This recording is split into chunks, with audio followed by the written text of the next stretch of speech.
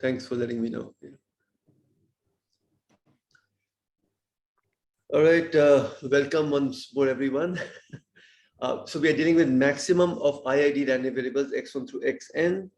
And for a wide class of random variables, wide class of distributions, there exist constants, sequence of constants dn and cn, so that when you normalize with dn's and divide by cn, so scale with cn, you get convergence to distribution h, where h can take three possible forms. So one of them is Threshold distribution. This you can see here. The CDF looks like as follows: e to the power minus x raised to the power minus alpha. And the way to think about, and it's 0 for x less than or equal to 0. You can always scale things in such a manner that instead of 0 you could have had minus 25. Any other bottom point. So that's not really an issue. So those things can be scaled, but what one needs to observe is the tail distribution of this, because when we are talking about maximum, we are really looking at the tail. Maximum distribute of a bunch of random variables in a way corresponds to their tail behavior. So what's the chance that the maximum exceeds x for large x? So in case of Threshold distribution, this roughly approximates to 1 upon x to the power alpha. So what that's telling you is that the maximum will have a polynomial decay tail. So it will decay relatively slowly. So Threshold distribution generally means that you have fat tail. And later we'll see that this will actually correspond, only distributions for which this can happen are the ones which themselves have polynomial tails. So that will turn out to be true. Shantanu, Shandan, if you can, just turn your cameras on. If that's okay. If you can't, then that's perfectly fine, of course. All right. So then the other distribution that's possible for this normalized maximum is what's called Weibull distribution. So let's stare at this for a moment. So this is a distribution function. It's e to the power minus x to the power alpha for x non-positive. So meaning if you evaluate at say -5, there's going to be e to the power -5 to the power alpha, right? And it's 1 for x greater than 0. So we are saying these are random variables which have an upper bound. So the maximum will converge to the upper bound basically, right? 0 again just happens to be by normalization. So 0 is the upper bound, but you can adjust your constants in such a way that you can have any upper bound corresponding to the upper bound of the underlying random variable, right? So essentially what happens is, all your random variables are bounded on top by say some number 10, and suppose they have a probability mass around 10, so they can get close to 10 or they can take the value 10. Depending upon that, you will get the right alpha here, depending on how much mass you're putting at.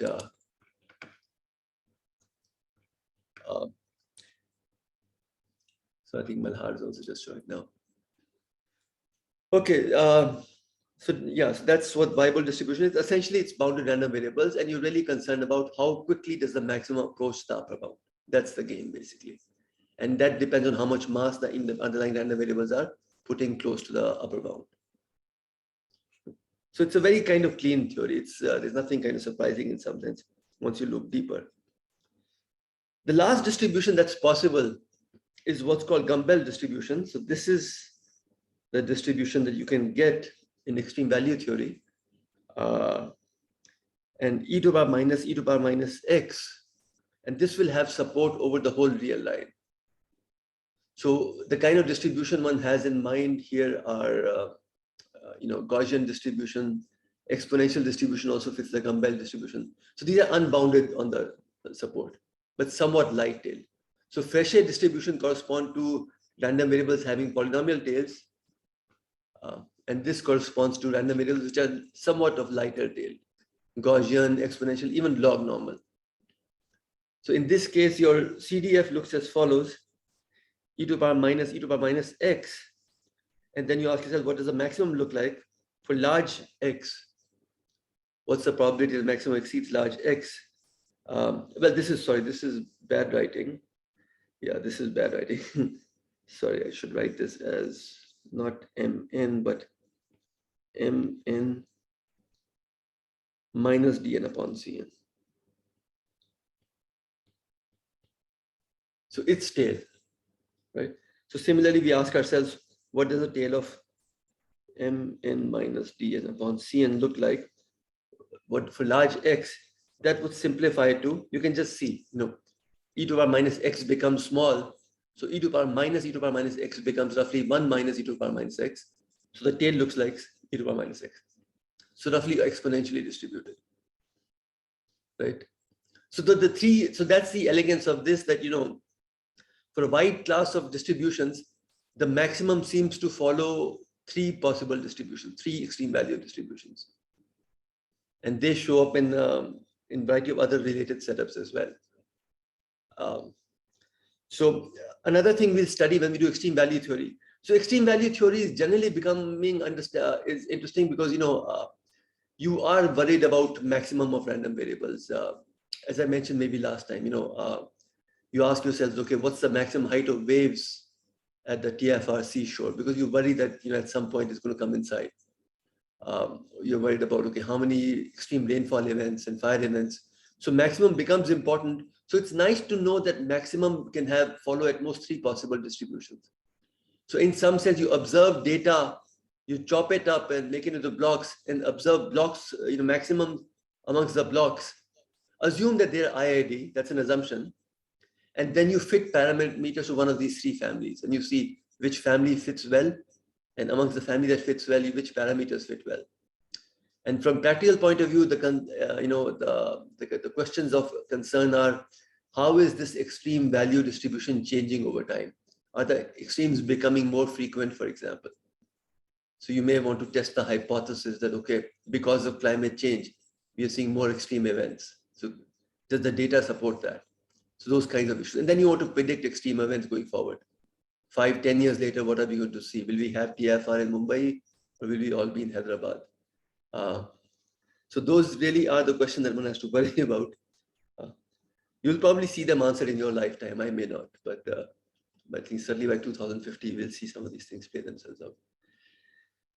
Okay, peak over threshold theorem. So that's another kind of nice theorem you get in extreme value theory. So one is, okay, that Mn, maximum of random variables, you normalize it by subtracting Dn, scaling it by C of n, that converges to three possible distributions.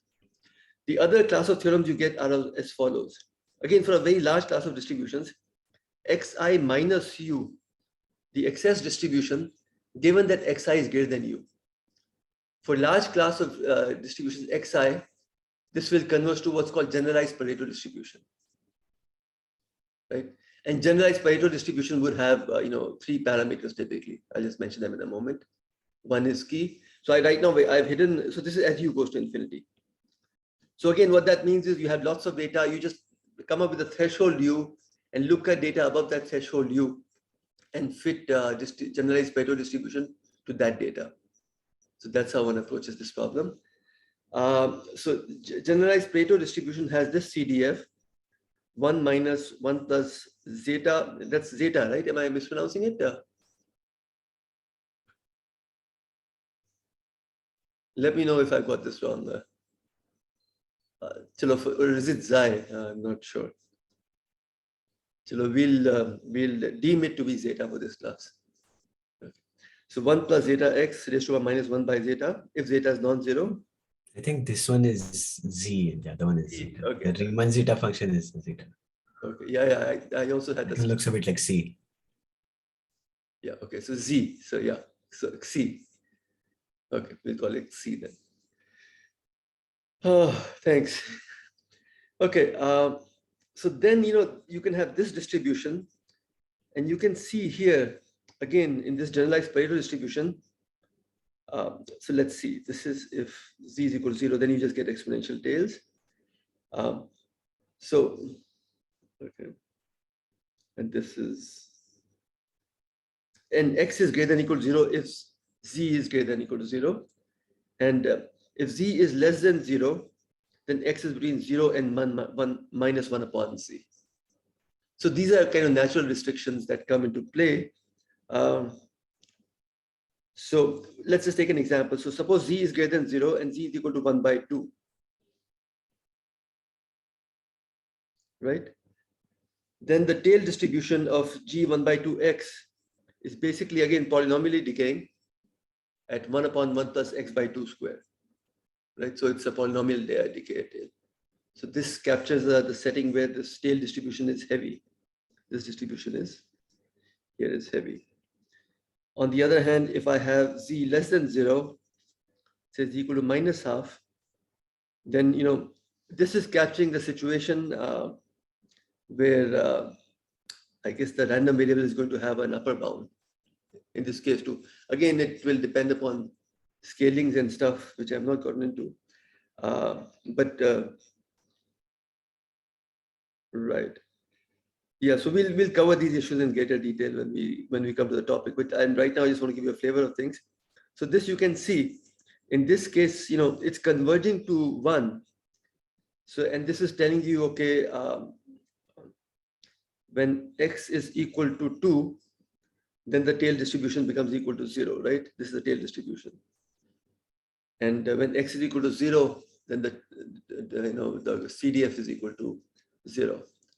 So it's this random variable is taking values from 0 to 2. What we typically do is we replace x by x minus nu minus beta.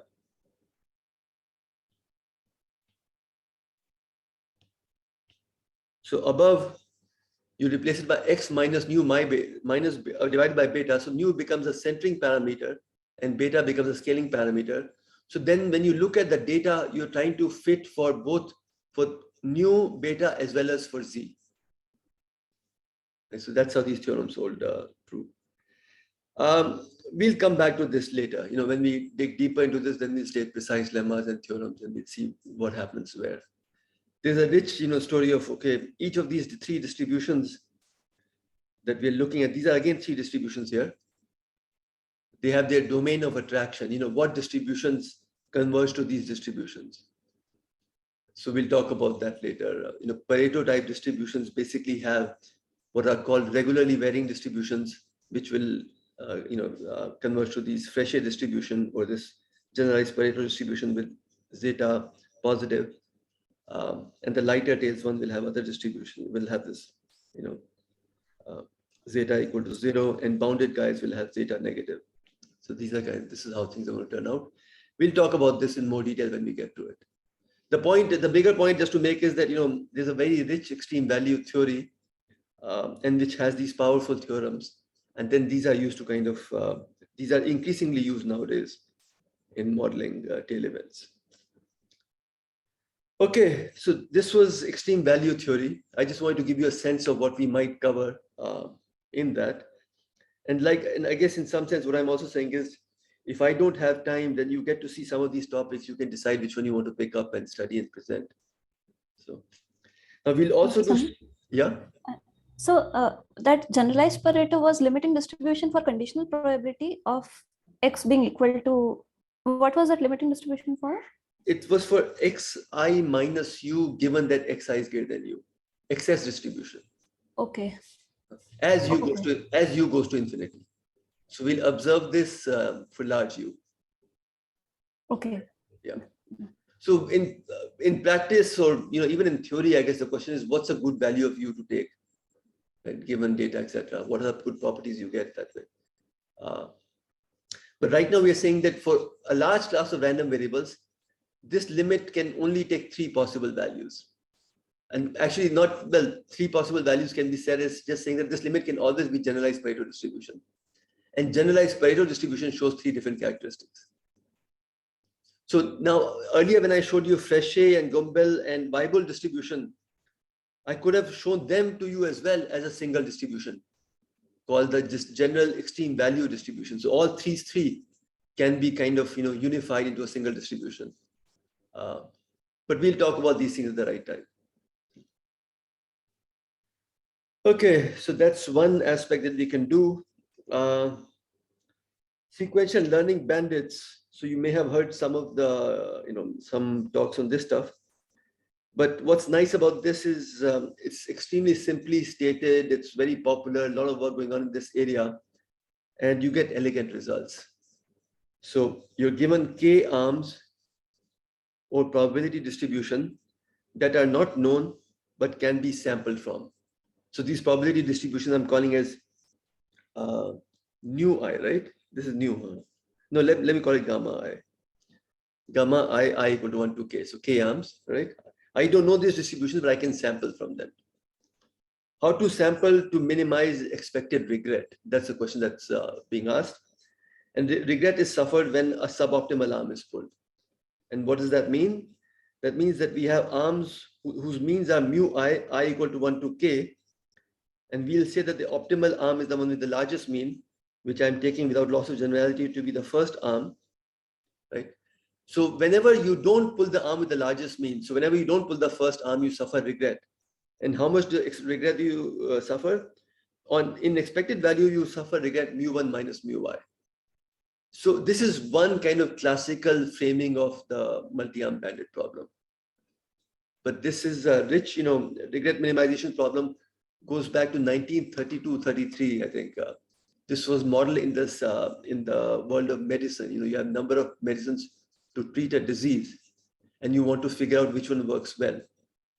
So every time you give a suboptimal medicine, you're suffering regret. So you want to minimize that. So there's an element of explore and exploit. If you found something which is doing well, you want to exploit it. On the other hand, you don't want to miss out on something which might be doing better, right? So this was, as I said, work started in 1933, but then Lai and Robbins came up with some classical papers in 1950s and then 1980s. And after 1980s, their work, it really took off. And I guess in the last 2 decades, especially, there's been enormous activity in this. But the idea is you want to get a sense of, it's true in all kind of optimization settings. You want to kind of optimally decide how to explore and exploit.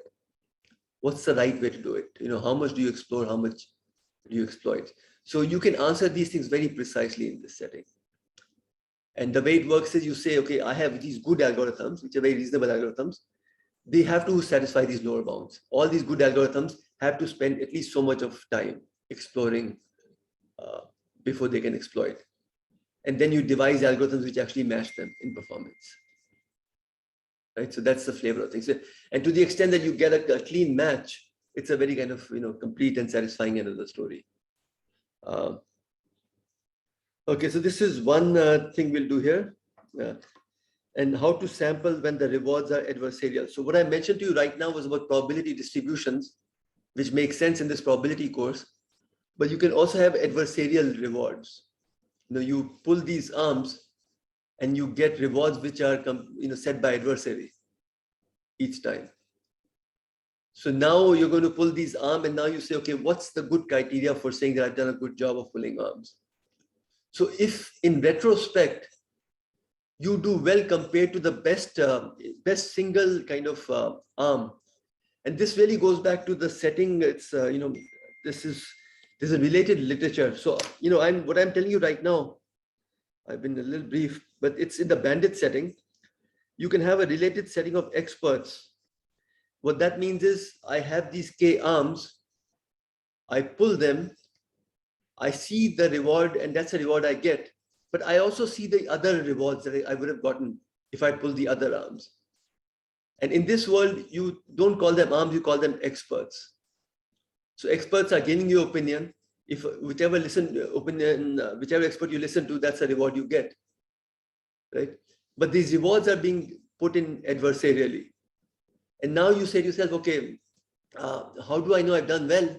I should do at least as well as the best expert that I have. Not at least as well, but I'll compare myself to the best expert. Each expert is getting a series of rewards. One of them is getting the highest rewards. I'll compare myself to that. And in this adversarial setting, can I somehow match up to the best expert? And the answer, quite surprisingly, is that yes, you can. You can actually do a pretty good job of matching up to the best expert. But you have to proceed probabilistically. So that's where probability comes in. Because you're playing against an adversary, you can't have deterministic strategy because then the adversary can defeat you. If the adversary kind of knows what you're going to do, then you'll end up suffering. But if you proceed probabilistically, giving higher weight to the expert which is giving you, high rewards and lower probability to those guys who are giving you low rewards, and adaptively updating your probabilities, that works well. So there's a beautiful talk on this that Shubhada will be playing for us tomorrow at 3 p.m. Is that right, Shubhada? Are we still on? This Yes. is Avrim Bloom. So we have this applied probability gang meeting, but you're welcome to meet and join in. Now, I think Shubhada can pass you the link so you can see the video on your own as well. It's a series of talk by Avrim Bloom on online learning and game theory, because this also has relevance to game theory. These strategies that you're doing when you're playing against the adversary. Game theory, when you're searching for natural equilibrium, in a way you are playing against adversary, right? You want to come up with an equilibrium, every one of you. So in a non-cooperative manner. So no matter what everybody does, you can't improve by changing. You want to find the strategy which is stable for you. So, it's very nice that these kind of learning ideas fit into the game theoretical setting as well. And it's an excellent talk. I mean, it's hard to find a talk which is better delivered. So I think on your own also, you're welcome to kind of just go through it. So in some sense, yeah, maybe we'll just, when we do this, maybe we'll just do some problems, but I'll ask you to look at those lectures. Maybe you can look at those lectures together if you feel the need. But we are doing that tomorrow in any case, at 3 p.m. tomorrow, by the way. Okay, so this is a very nice piece of work, and it links, as I said, to game theory. So that's a nice link. Generally, there's a good, this is more this kind of probability is done more by computer scientists and probabilists. I guess there's been kind of a good marriage of computer scientists and economists. So there's a conference, what's it called? Economics and Computation, EC, Economics and Computation. So you see kind of, very nice high quality mathematics applied to economic problems. You see papers coming in that conference. So I think, this line of work belongs to that community. Okay, so we'll also do this best term identification problem. So this is again given probability distribution. Yeah, so given many probability distributions, you can sample from them sequentially, and you want to sample as little as possible and conclude and stop at a stopping time and conclude which arm has the highest mean, right? And you want to keep the probability of making an error to as low as a pre-specified delta. So upfront, before the game starts, you're told that the probability of error can be at most 1%. So now you want to sample your arms in such a manner that you pick the right arm with probability of error kept to be less than or equal to 1%. And again, you want to find this, this kind of, these are called pure exploration problem, because you're not exploiting anymore. You're just kind of exploring to find out which arm has the largest mean. Right, and so you want to do this in a minimum possible time. And again, what's elegant here is that you can say that all good strategies will have a lower bound on how much effort they have to spend, and then you'll come up with a good strategy which can actually match the lower bound. So again, in this set of problems as well, you get that result. In all of these learning problems, you get this property. So you'll see when we go through this, or when you listen to these talks, it's kind of beautiful stuff, where people are actually able to solve these problems in a very satisfying manner. So that's our game for the course. We'll see how much of which we can cover, but I thought I'll give you an overview. Now we move on to measure theory. Probability, basically, in a measure theoretic sense. All right, so let's see. So we, as you know, we start with a sample space omega. Go ahead. Before you start, actually. So I was wondering, so when probabilists do a model, based on, suppose, the COVID model. So after the first pandemic, there are many models there of many groups proposed, right? So some models is said to be not well established. After some time, some is also established, and afterwards, after 1 week, it's also said that these models are not appropriate for the perception of the future. So if someone says that we built a model and it is like 83% correct that it will happen and the flow of the rate will go like this by calculation, but the chances of not being in that way is 17%, right? And when we do that, when we observe that the model is not following, so we are saying the model is bad. Yeah. Though the probability is high. Yeah. So What's your question point, sort of? the point is that means how we are saying that the model is good. Okay, I see. I think what you're saying is, even if the model was correct, then also there's an error that you're making, right? Like in this setting, we said the model is correct. We know exactly the probability distribution of each of these arms. Well, we don't know, but we make assumptions on the probability distribution of these arms. So for example, we assume that our samples are IID, etc. Suppose all our assumptions are correct, then we'll make an error in our judgment of probability delta. So that's one story. But you're saying the model itself may be wrong, in the sense that there's an underlying model uncertainty. Means when the models doesn't, when the in the future, when we are at the time future, and the data that we arrived at in the future time, and according to the model, that's changed. So, so did we conclude that the model is bad, or the model is not just suitable for this, or we discard the model? Yeah, I mean, it is related to model uncertainty, what you're saying that, so suppose in this setting, for example, we assume IID, but over time the distributions change. These are, I guess, I'm trying to remember a good example for this best arm or this regret minimization setting. You can think of, pulling an arm as kind of going to work, which route to take to go to work. There are many different routes you can take to go to work. So you go to work and you see a realization how much time taken. We are assuming it's coming from an IID distribution, but over time you find that traffic patterns have changed. Population has changed, the way people are driving has changed. So then the conclusions that you made from earlier assumptions are no longer valid. So then what do we say? Of course, the model is wrong. I mean, in the sense, we are dividing it two things here. One is, given the set of assumptions that we make, now, so we laid down the mathematical model. Now we are in the realm of mathematics. So under those assumptions, we are proving theorems about, the model satisfying those assumptions. So that's one part of the exercise. So are we drawing the right conclusions? Are we proving the right theorems? That's one part of the situation. In the real world, one worries about the fact that the model itself is not right, as you're saying. Model changes over time.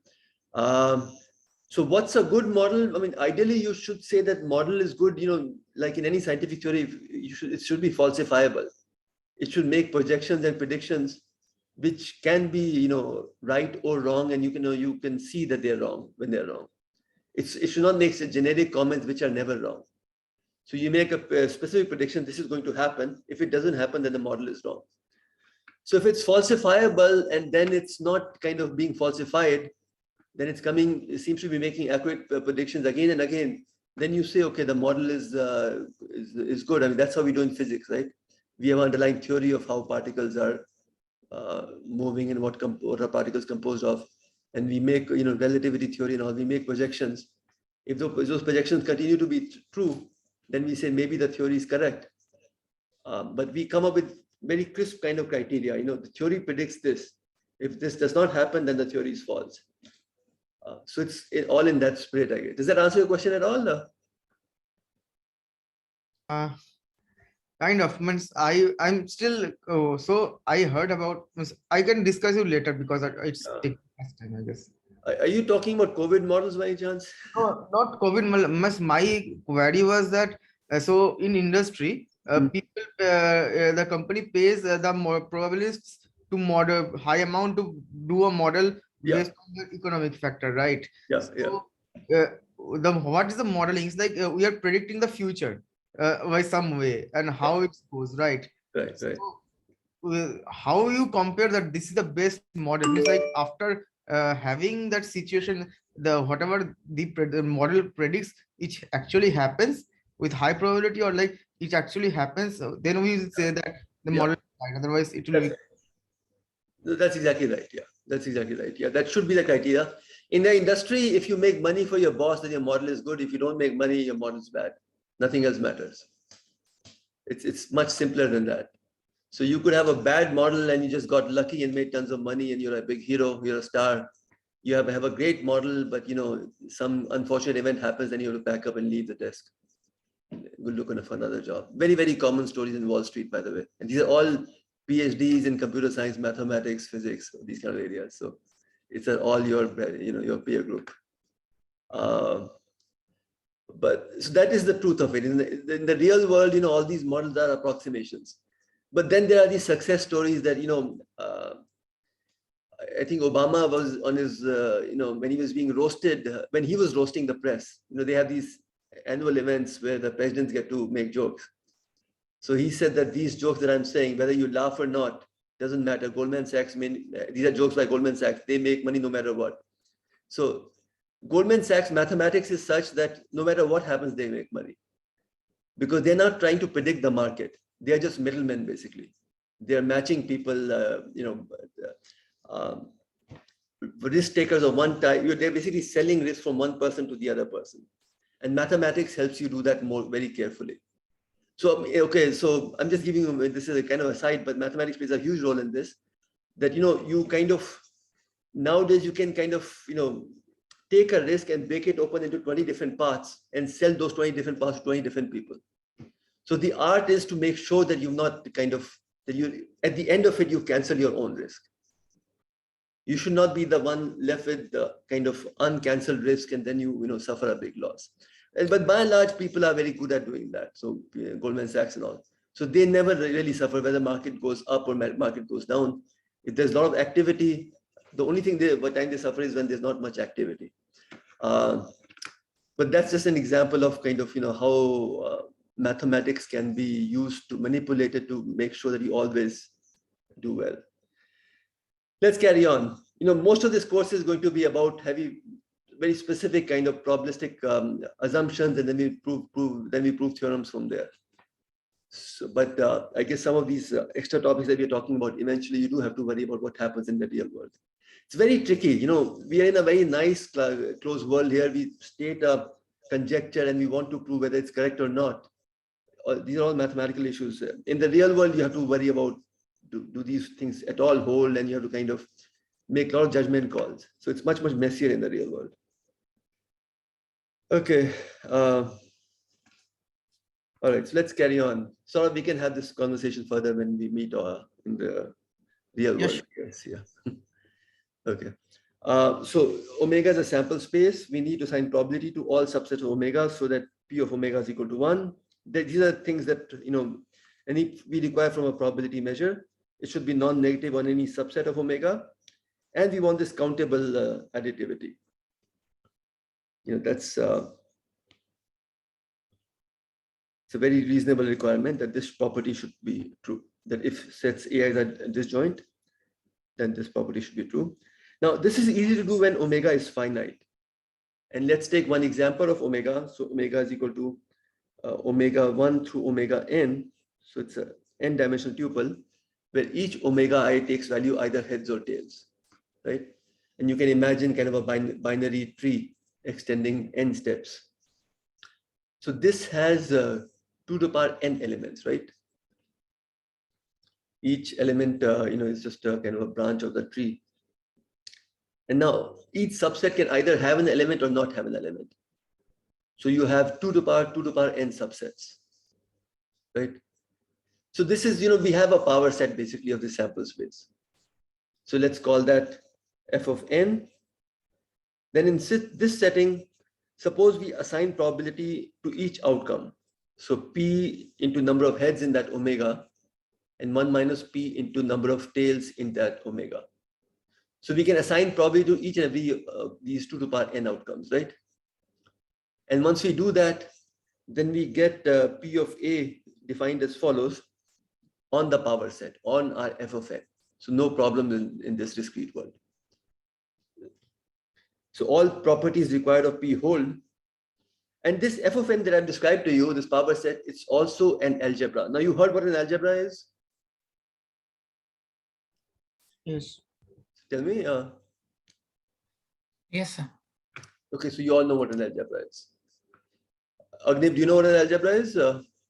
Yes, like in a sigma algebra, it is basically closed under countable union, while in an algebra, it is closed under finite union. That's right. So algebra is collection of sets. The sample space is also in that collection. If A is in that collection, then so is A complement.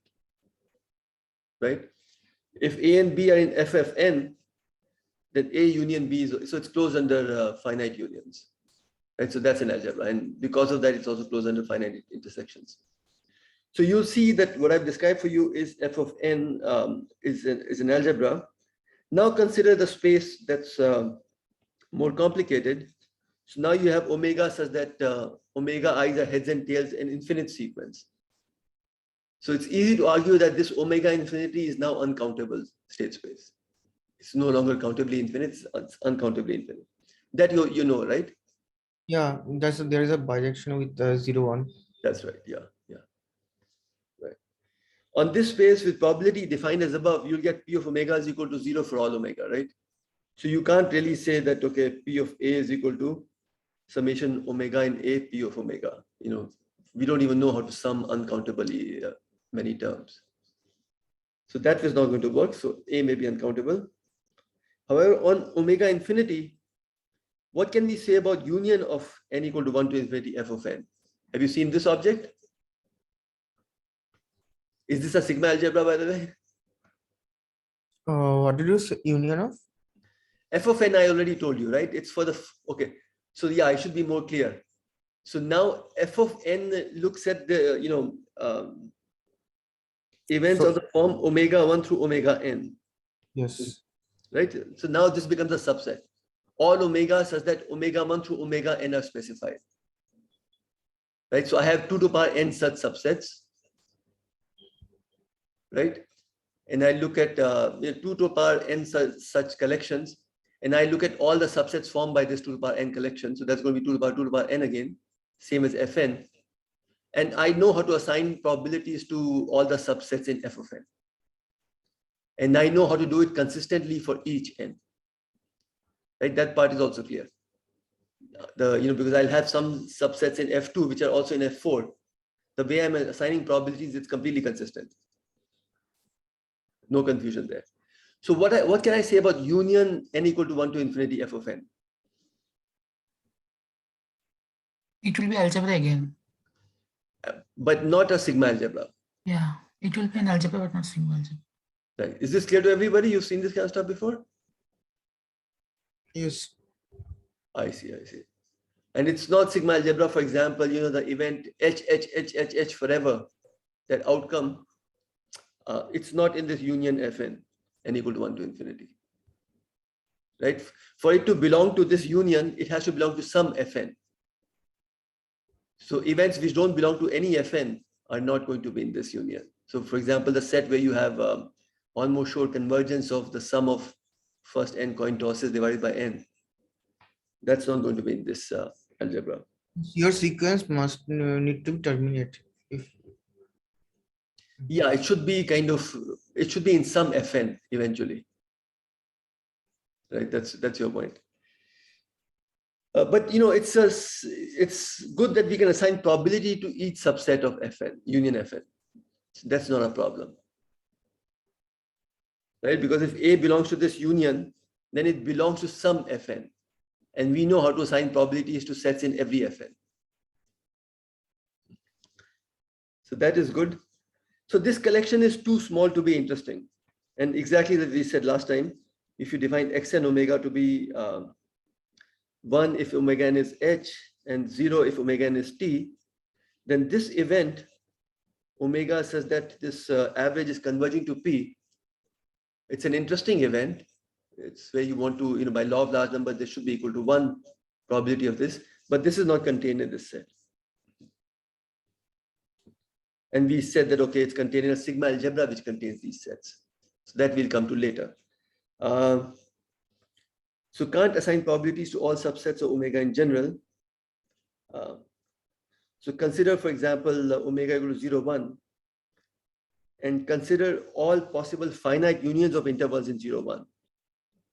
Right? So you can have interval AB, it can be open, it can be closed, it can be semi, on one side it can be open, on the other side it can be closed. All of them are intervals. And let me look at finite such unions of such intervals. And let me collect all such, finite unions. Then you can see that's an algebra. Because for any set A, its complement is also a finite union of intervals. Right? So that's a nice algebra. And you can see that we can actually assign probabilities to that, because we know how to assign probabilities to union to interval. So we have a PDF, for example, then we know how to assign probabilities to an interval. So we know how to assign probabilities to a finite union of intervals. We just sum it up. And we can do this in a consistent manner. So on this algebra A, we know how to assign probabilities.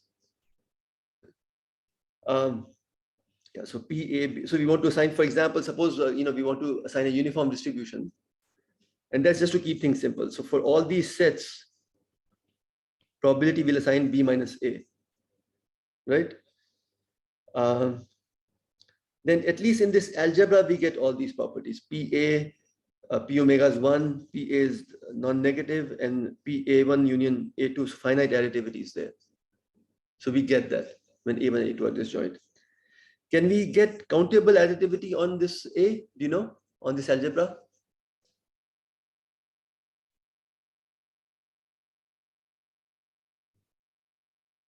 I mean, do we have countable additivity on this algebra?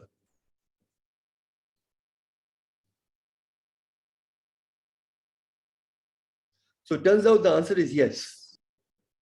Malhar, you were going to say? Yeah, I think yes. Have you seen the proof of it, or? No. So you're guessing. Okay, good. That's a good. Yes. But it requires a proof. So we'll go through that proof right now. It's a nice proof. So suppose Fn is a sequence of disjoint elements in A, right? And let F be equal to union of Fn, countable union. And let Gn be equal to the partial union of the first n disjoint sets. So then Gn is increasing with n, and Gn is increasing to F, right? And P of Gn we know because we have a finite additivity. So this property we know we have. P of Gn is equal to summation I equal to 1 to n P of Fi. So we want to show this. That's what we want to show, right? We have countable additivity. P of F is equal to summation P of Fi I equal to 1 to infinity. Disjoint sets again. Sorry? You have to make disjoint sets again that you have done. Well, they were disjoint to begin with. Right? We just wanted to show countable additivity, so they were disjoint to begin with. But yeah, you're right. We'll again make them disjoint. So Hn is F minus Gn. They're not really disjoint, right? Hn is just a decreasing sequence of events. So all I'm saying is, so Hn is also in A. F is in. So we are doing this for all F which are in A. When we say countably additive, that F should be in A for this to make sense, So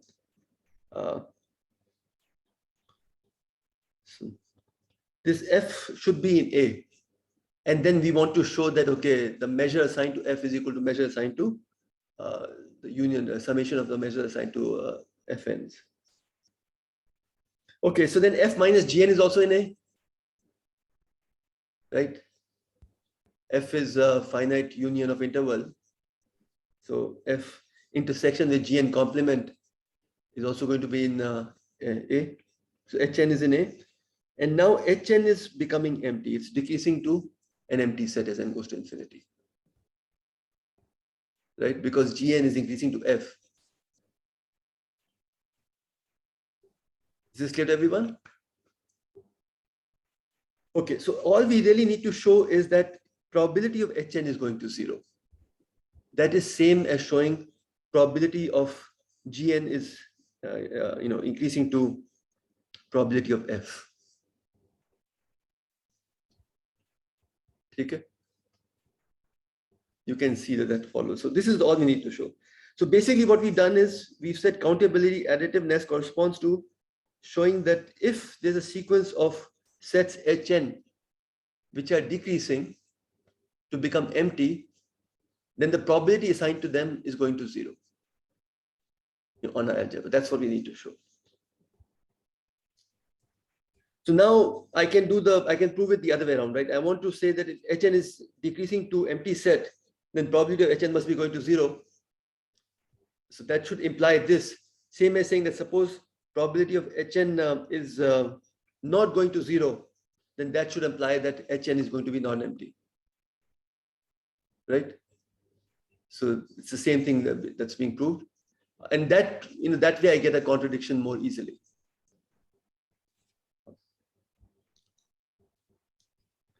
So equivalently, if Hn is decreasing sequence of elements of A, such that for some epsilon, P of Hn is greater than or equal to 0, is greater than or equal to 2 epsilon for all n, then I want to argue that intersection of HKs is not empty.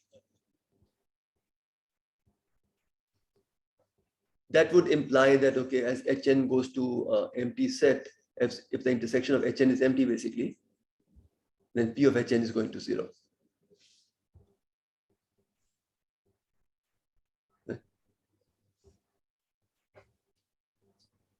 So if P of Hn is not going to 0, then intersection of Hn is not empty. Everybody with me on this? So that's what we are going to prove now. Okay. So we'll just take it to be 2 epsilon. I've just taken it for a reason. That doesn't matter. That constant is free for me. So now I want to show that I'm given a sequence of sets which are decreasing, such that their probabilities are bounded from below by 2 times epsilon for all n. And I want to conclude that this implies that the intersection of Hk can't be empty. Okay. So what I'll do is, I want to relate this to closed sets, because for closed sets, their complement is open and I can use the Borel theorem. Right? So, and that's going to help me basically prove this result. I can use the nested sets theorem and I can use the Borel theorem. So that's going to help me. For all Hk, choose Jk in A, which is so that, Jk is very close to Hk and Jk is closed. So I can always do that. You give me any epsilon, I can choose Jk so that probability of Hk intersection with Jk complement, so that's Hk minus Jk, is less than or equal to epsilon into 2 to the power minus k. Okay, I can do this. So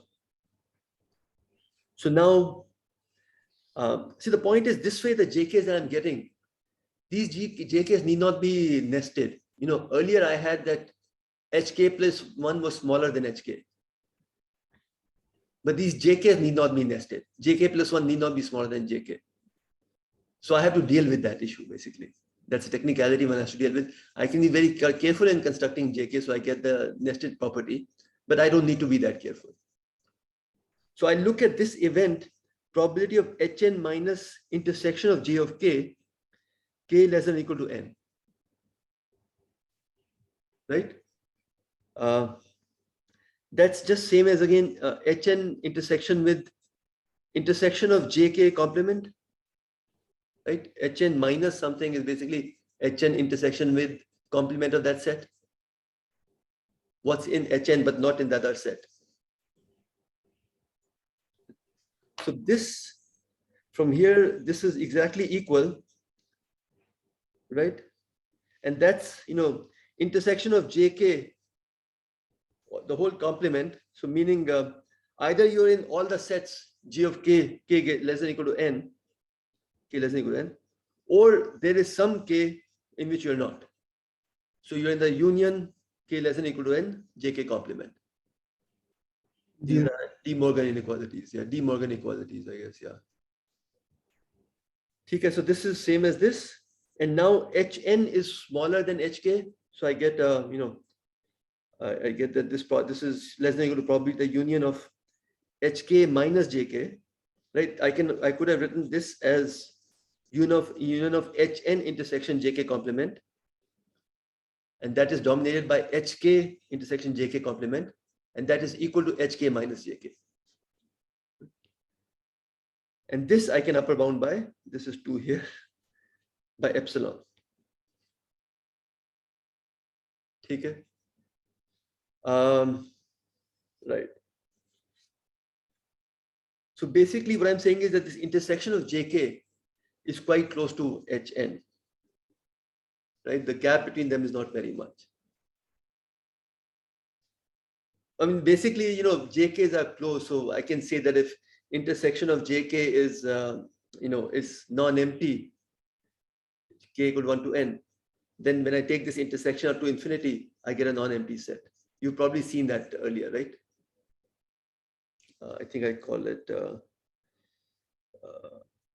N. I put initials here. Nested set theorem, nested sets theorem. Yeah. Okay. All right. In any case, so we've got this right now. We also have that probability of Hn, we've assumed is greater than or equal to epsilon, right? And we've said that, okay, probability that, you know, Hn minus this intersection is less than or equal to epsilon. Then it's clear that the probability of this intersection is at least epsilon, right? Because probability of Hn is less than or equal to probability of this plus probability of this guy. Okay. And it's greater than 2 epsilon. So that means this plus this guy is greater than or equal to 2 epsilon, but this guy is less than epsilon. So this guy must be greater than or equal to epsilon. Yeah. Just Right? Yeah. Okay. So we've come to this conclusion that this probability of this intersection of closed sets is going to be always greater than epsilon for all n. And this intersection is at least decreasing. Now, each set may not be nested, but at least the intersection is decreasing. So let me call this intersection as Kn. Then Kn is also closed. It's an intersection of closed sets. And it's non-empty. It's non-empty because this probability is, you know, intersection, this Kn belongs to my algebra A. And in my algebra, if you have a positive mass, that means your set must be non-empty. The empty sets, singletons, they all get 0 mass. I don't have singletons actually, but yeah, empty set certainly gets 0 mass. So if you know, probability of any set is positive, then the set must be non-empty. So Kn is closed and it's non-empty. So then by Borel theorem, it must be that, so I'll talk about what this Borel theorem is. You probably know it, but I'll just remind you again. It must be that this intersection is non-empty. And hence, because Hn is bigger than Kn, remember Hk was bigger than Jk. So Hn is certainly bigger than intersection of all the Jk up till Jn. So it must be that the intersection of Hn must be not empty. So what is Borel theorem?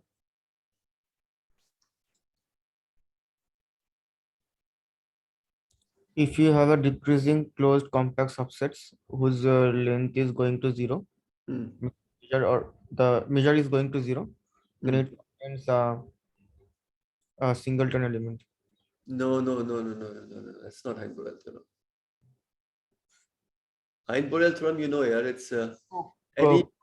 Okay, any closed and bounded subset of Rn is compact. Yeah. Sorry. No, that's also not Borel theorem. It's any closed and bounded subset in R. Well, it could be in Rn, but I'll just tell you a version in R right now. If you cover it by open sets. Yeah, it's compact. That's I said. And then it always has, okay, that's what you said. Yeah. It always has a finite subcover. I'm just kind of, proving that result. Right. So every open cover of closed and bounded set has a finite subcover, which also covers it. I mean, you know, this whole game of dealing with a continuum is to somehow break it down to finite number of sets, because we know how to deal with finite number of sets. So it's a powerful tool to get there. It's very simply proved. We'll prove it right now. Let me just go back and, you know, just cover all the argument, because, you know, you guys know bits and pieces of it. I also forget very fast, but let's connect it all together. So where are we right now? We wanted to show that we've defined this measure on the uniform measure on the algebra A, which is finite collection of intervals. You know, this K is finite collection of all possible intervals. We want to show it's countably additive. So then we said, okay, suppose we have a sequence of disjoint sets Fn in this algebra A, such that F union of these Fn's is also in this algebra A. Then we want to say P of F is equal to P of summation of P of Fi. We have countable additivity. That was our intent, right? We have finite additivity, that's easily seen, but we want to show we have countable additivity. So P of G of N we know is equal to this guy right here. This we know, we have finite additivity. We want to show this property. Okay. So how do we do this? We look at Hn, which is F minus Gn, right? But Hn need not be closed. So that's why we are a little concerned. So we have to be slightly more nuanced to be able to use Borel theorem. So Hn is F by minus Gn. Yeah, so we need to show that part. It's basically showing that probability of Hn is going to 0, right?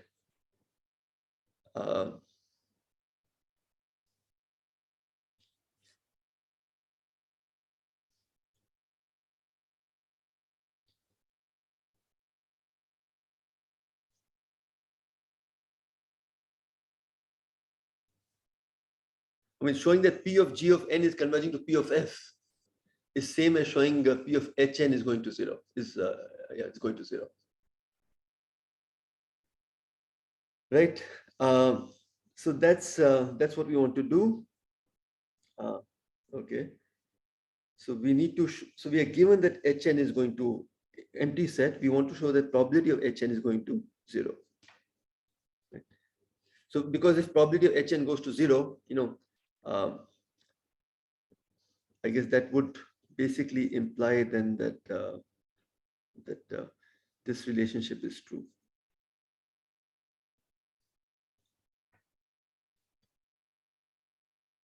All right. Right.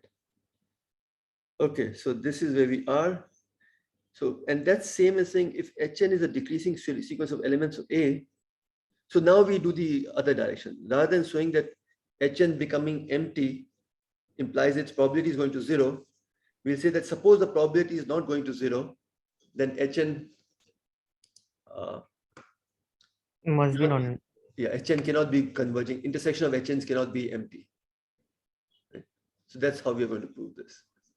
Okay. So we said, okay, suppose probability of Hn is bigger than 2 epsilon for all n. Now we want to show this, that this intersection is not empty. And the only issue we have in all of this is Hn is not a closed set. Otherwise, this would have followed immediately. Hn, this would have told us that Hn is non-empty. Then this intersection, finite intersection is non-empty. Then the countable intersection by the nested set theorem is non-empty. That would have followed. But Hn, we don't know is closed or not. So that's why we have to do a little bit more nuanced work. That's all.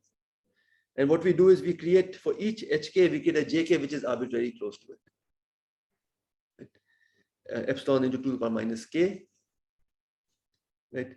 And then we basically argue that Hn minus intersection of Jk, because again, Jk are no longer nested, but intersection of Jk up till n, that is nested. That is going to be decreasing with n. So that's a good thing. So we'll compare Hn with this intersection. And this we show is going to be less than or equal to n epsilon. Right? Just the way we chose our Jk, that's easy to see. Right? Hn minus this intersection is same as Hn intersection, this intersection complement. That's same as Hn intersection, this union of these complements. And that's same as union of Hn intersection Jk complement. And that's bounded from above by union of Hk intersection Jk complement. And that's exactly this event. And this we can again have a union bound on top. I mean, probability of the union can be bounded by the summation of the probabilities. So we get this epsilon here. And now once we have this, then it follows that probability of this intersection is greater than or equal to epsilon for all n. Now this intersection is going to decrease with n, and it's a closed set, so we are in good shape. So Kn is this intersection, it's closed, and by Borel theorem, its intersection over n cannot be empty, and hence intersection of Hn over n cannot be empty. So we are done. Okay, so it's the chain of thinking is clear, right? When we want to prove countable additivity, So we want to show that f minus gn, probability of that must be going to 0. Right? Because probability of f can be written as probability of gn plus probability of f minus gn. So we need to show probability f minus gn is going to 0. And we use this kind of contra, I forget the word now. Contrapositive. Yes. Yeah. I'm still not convinced how you use Borel here. How do we use? So I'll come to that. So let's do that right now. We'll do the nested theorem as well as the Borel theorem. I thought you might enjoy seeing it again, so we'll just do it here. So what is Borel theorem? Let f be a closed bounded set of real numbers, then every open cover of f has a finite subcover. And how do we use that? It implies the nested set theorem. So we use the nested set theorem, and that's implied by the Borel theorem. So what's a nested set theorem? That Fn be a descending countable collection of non-empty closed sets of real numbers. Right, that's what we had, for which F1 is bounded. For us, F1 was bounded. Then intersection of Fn is not empty. Right? Yeah. So to prove this, I'll use Borel. So this was So this was a result that I used. So I'll prove this using Borel, and then I'll prove Borel. So that's the agenda for today. Okay, so proof of nested set theorem. We'll do this by contradiction. Suppose the intersection n equal to 1 to infinity, f of n is equal to empty. Right? Although each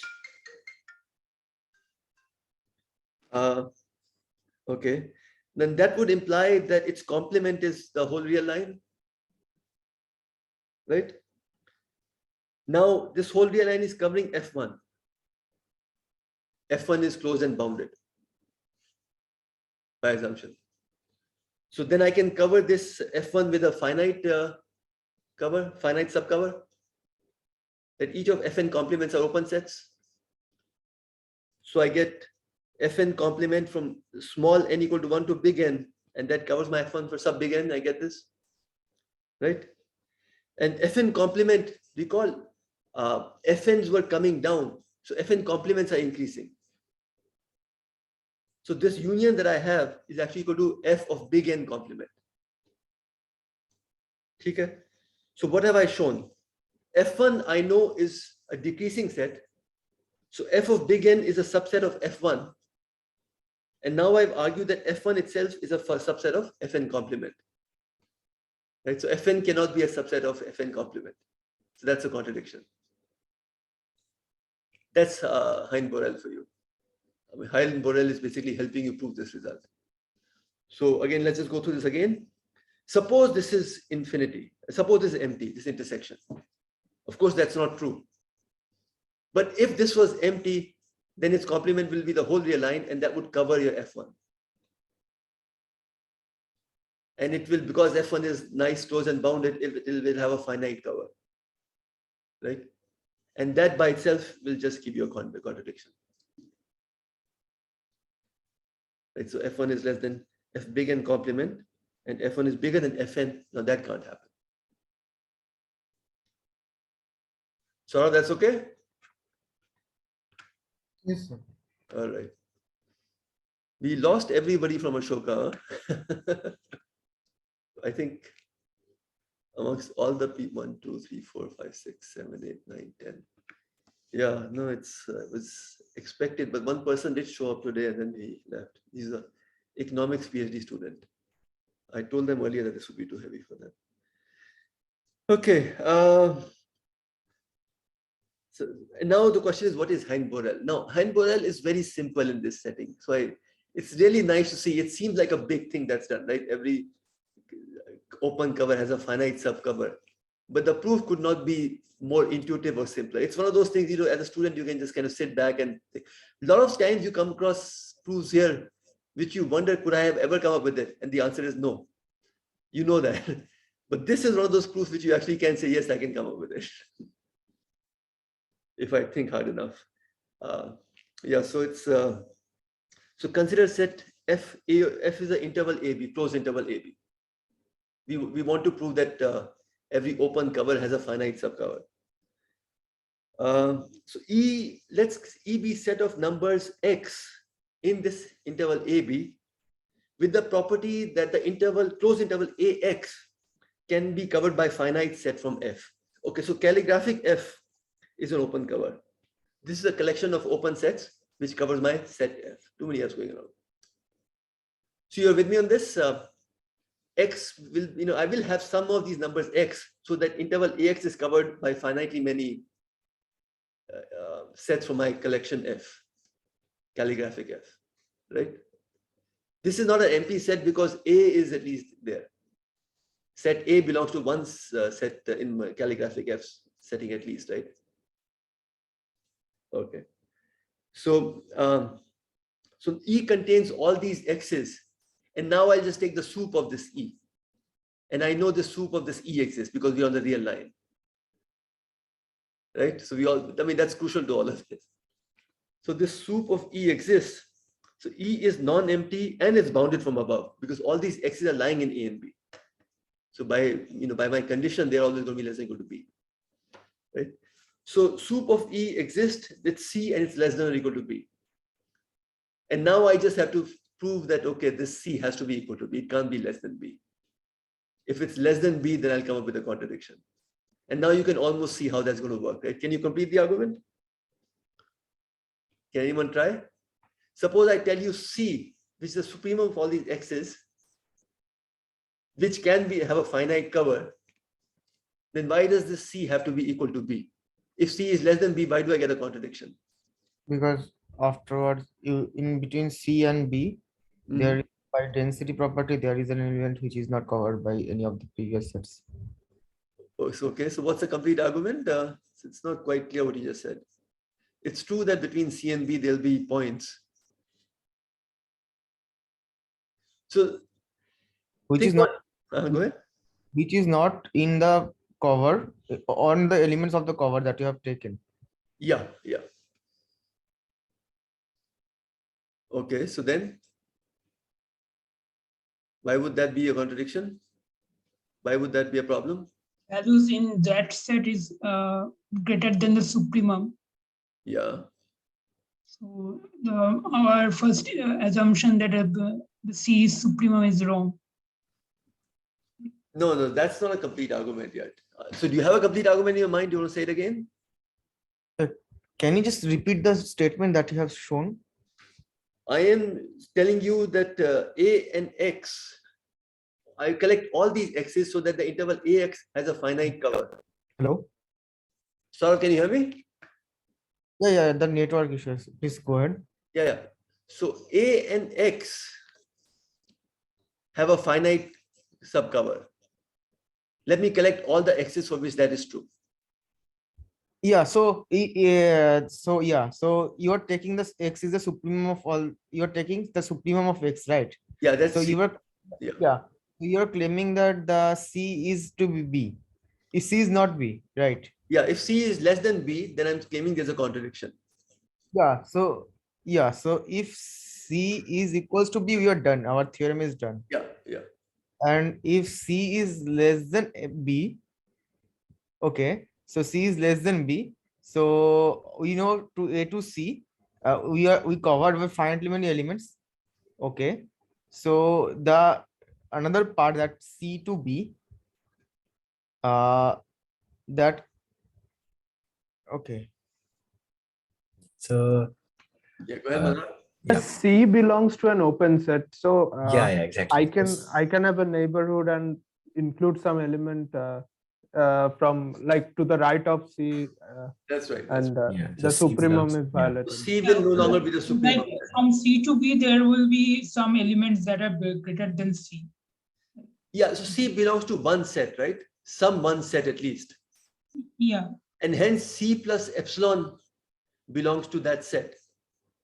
So then C plus epsilon also, if I extend X to C plus epsilon, I still have a finite subcover. Because I look at the finite cover that I had before C, so let me just say it precisely so that I don't miss out something. Yeah, so C, Yeah. since C can be covered, there is one open set which is covering C. Yeah. And therefore, there is a neighborhood of C which is covered by this open set. That's right. That's right. And so everything between C and C plus epsilon is covered by this set. Yeah. So C plus epsilon belongs to our E. So C plus- C cannot be the supremum. C Right, plus you- epsilon. So the supremum is at least C plus epsilon. It cannot be C. I mean, you want to make, I guess, a slightly, one nuance extra you need is that right now C itself need not be covered by finitely many sets. C is the supremum of points which are finitely covered by finitely many sets. Okay. So you have to choose C minus epsilon. That's right. Yeah. Yeah. So you go to C minus epsilon, and that's covered with finitely many. But it's, epsilon you chose from a set which was covering C. So C minus epsilon certainly had finite cover. And then one more set gave you C, that C plus epsilon also has a finite cover. And hence, so C cannot be a supremum if it's less than B. The only way C can be a supremum is if it's equal to B. So it's, like this is an argument you can come up with, right? This is not such. There are many, many results in this world that one sees that you say, okay, this I couldn't have come up with. But this one at least is nice enough. At least in measure theory, you'll see, when we go to proving Cartesian's theorem, those are mind-boggling arguments. You have to say that, okay, how, you need a lot of very smart people working out, figuring things out for a long time for someone to finally see something like this, after a lot of supplementary results have been proved. Okay, so that's it. Okay, so more generally, F is, how are we doing on time? We have 10 minutes, right? Yeah, right. And now you say, okay, this was when F was AB. But suppose F is not equal to the interval AB, right? But F is closed and bounded. So then there is some interval AB which includes F, right? So, and that will have,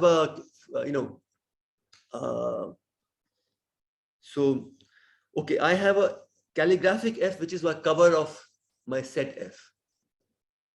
Now let me add F complement to that calligraphic F.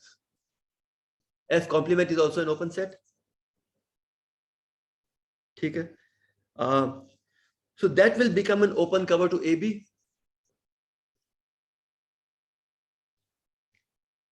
Yeah. Okay, because when you add F complement, you're covering the whole line. Right? You have an open cover of F, add F complement to it, you cover the whole line. So you covered AB in particular. And now AB has a finite subcover. We already argued that. Okay. Now it could be that that finite subcover actually has F complement in it. That finite subcover is covering my set F as well, because that set is contained in AB. But that finite subcover can have F complement, but I can throw that away. Right? I don't want F complement to be there. That's not the given to me to begin with. I throw it away, I don't lose anything. What's remaining is still covering my F. F complement in any case was not helping me cover F. So I have a finite subcover of F, which is what I wanted. So everybody with me on this? Saurav, is that okay? Yes, sir. Okay, good. So yeah, this is true for general F. So yeah, this was a nice proof because it's so important, every open cover has a finite subcover. We use it to prove all kinds of results in analysis. So I presume you guys did analysis fairly intensely in the first course, right? With the Hari. Right? Did you use Royden or which book did you use? Terence Star. Terence Star. Oh, okay. Can't get a bigger name than that. I see. I'm not see. His notes must be really nice then, I guess. Is that fair to say? Or Yes. yeah. Yeah. Good. No, I need to look at them. Sorry. That's yeah, I've always meaning to. So good. So you know all these things, but it's good to see simple proofs again and again because if you're like me, you forget them very fast. Okay, but so all of this is fine. So our class of sets A is countably additive, but it's too small to be interesting. So that still remains a drawback of all this. So now we'll just prove the non-measurable set result. You've seen it, but let me spell this out regardless. This you would not have seen in Hari's course, right? This non-measurable set, or did it come up there? No, I think. Yeah. So there does not exist a measure P defined for all subsets A of 0, 1, satisfying that on the intervals, the measure is B minus A. Right? Interval AB, the measure is B minus A. It has countable additivity, and it has translation invariance. So that's another property which is very reasonable for a uniform distribution to have. So what do I mean by this? So A, I guess I'm going to call this. Now, do you have a better name for this sum? This circle with plus in it? Just call it plus. Okay, we'll just call it plus then. I thought it has a technical term. So A plus R is a translation of set A. So it's, as you can see right here, for every A in A, it's A plus R if A plus R is less than or equal to 1. And it's A plus R minus 1 if A plus R, if A plus R is greater than 1, I guess. What I should write here. So are you going to vary the R over Q or R minus Q? I am going to vary R over, I guess, Q. All the rationals between 0 and 1. That would suffice, right? Yeah, you will get the measure something greater than 1 and within 3. That is your contradiction, I guess. I mean, my A plus R is always going to be in 0 and 1, right? The way I've constructed it. Basically, I've just taken the set A and translated it on the circumference of length 1. Right? Like some modular sum. Huh? Yeah, modulus. Modulus. That's right. That's exactly right. Yeah. So by contradiction, we'll prove this. So define equivalence relation on 0, 1. So x is equivalent to y if x and minus y is a rational number. Right? So I collect any number and all its rational friends, and that becomes a set. So because I have this equivalence relation, and you can see it's an equivalence relation, right? It's symmetric, it's reflexive, it's transitive. So each x will belong to an equivalence class. Each x in 0, 1 will belong to an equivalence class, right? And these equivalence classes are going to be disjoint, right? You'll get a bunch of equivalence classes, you get uncountably many of them, and they will be disjoint. Each class will have just a countable number of members, because any two members differ by a rational number. So each class has countably many members, but there are uncountably many such disjoint classes, right? So this relation is going to partition 0, 1 into disjoint union of equivalence classes. Okay. So let H contain precisely one element of an equivalence class, and we get that by axiom of choice. I mean, I don't see why one should not have axiom of choice in mathematics. It's our choice, so we can have a choice to have this in. I mean, I guess it's good to know when we can prove results without it, but otherwise it makes perfect sense. Okay, take 0 to not be in H. So if H is, I've taken one such set. Now there'll be one set which contains actually all the rational numbers, right? In this equivalence class. Because if you have one rational number, then you have all the rational numbers. Now it could be that from that set, I picked up 0. But let me not pick up 0. Let me pick up something else from that set. So let me pick up, say, 1 by 2 from that set. It's up to me entirely. Okay, now each point in 0, 1 is contained in this. Now we have this union, as you were saying, sort of over R, where R are rationals and they're lying between 0 and 1. So one has to be a little careful about some boundary effects, but it's not, conceptually it's not a big deal. So I'm keeping I'm allowing R to be 0, but not 1. And R is a rational here. Now H plus R for all R are disjoint. And if indeed you had countable additivity, then you will have P01 is equal to PH plus R over all these R's. But we know we want that P of H plus R should be equal to P of H. So now how do we make this work? P of H, so right hand side can either be 0 or it can be infinity. It can never be equal to 1. Right? P of H can either be 0, in which case right hand side is 0, or it's positive, in which case right hand side is infinity, while the left hand side we want it to be equal to 1. So that's not going to happen. Right? So this is an example of non-measurable set, and hence we restrict ourselves to sigma algebras. but we make our sigma algebras quite rich. So next time what I'll do is I'll tell you how to kind of construct this measure, uniform measure on a sigma algebra, and the smallest sigma algebra which contains all the intervals. Right, that's a Borel sigma algebra. We'll actually have something bigger than that. We'll have a Lebesgue sigma algebra, which is bigger than Borel sigma algebra, which includes it. And we'll assign measure to each one of those sets so that intervals are in it and intervals get the right measure. And that construction is quite interesting. If you've not seen it before, have you seen it before somewhere? In measure theory. So sort of you've seen it, but then you saw it in CAM or in TF in STCS? In CAM. In CAM. Okay, good.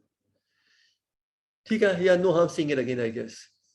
What's nice about that proof is that everyone seems to have a different version of that proof. I mean, underlying ideas are the same, so you get to see a different version maybe when we meet next time.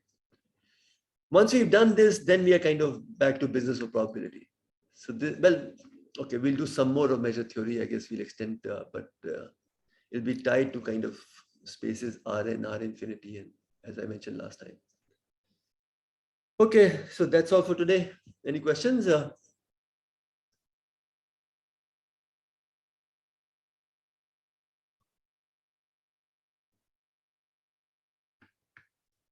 Very good. So we'll meet next time. This stuff, I don't really, this gets difficult very fast. So I'll give you good homework problems, but I won't give you questions in exams on measure theory. So I hope that helps in some way. Because, those problems are not really that kind that one can test in real time. You want to give it to people to spend a few days thinking about them. And this course is not about measure theory per se. So I'll give you questions which are more probability oriented. So in that sense, although we'll cover a lot of measure theory, you don't have to kind of be worried that you might get tested on some of these deeper things, how to use Borel theorem just at the right place. And that may or may not occur to you at that right time. So anyways, that's the state of things. So we'll give you, I'll give you questions more from conditional expectations and more from martingales and that kind of stuff. I'll let you know before exam, so you'll see that. Homeworks, yeah, we'll see. Homeworks will have a more probability. It's not a measure theory course, so it'll be more probability oriented.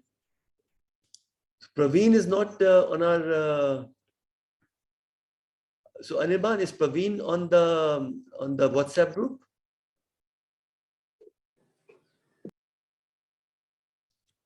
Because he's just joined in, and I think he's probably assuming that the class is at 4 o'clock.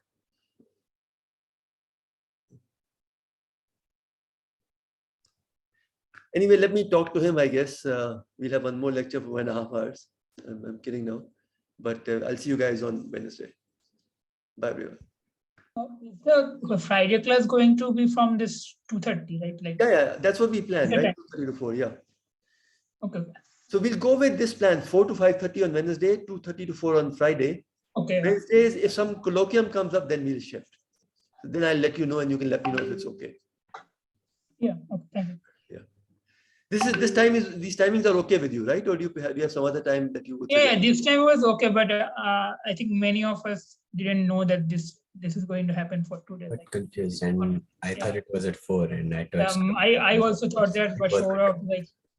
Yeah, we should always write these things because we had agreed on 2:30, but I can see why one would forget that. Yeah. Okay. There's another guy coming from, so yeah, maybe I'm being too harsh on these guys. One guy, undergraduate student from Ashoka, is coming for the second class. Yeah, so we can, so I'll be around after this, we can chat. So Ojas, sorry, this class is from 2:30 to 4 p.m. on Fridays. I see. So, okay, so you missed the construction of non-measurable sets. I can send you my notes. You can have a look at the notes at some point. Otherwise, you recorded the video. And you can have a look at the video. That's right. You can have a look at the video. So we're done. There is advantage to having videos. Praveen, you can also have a look at the video.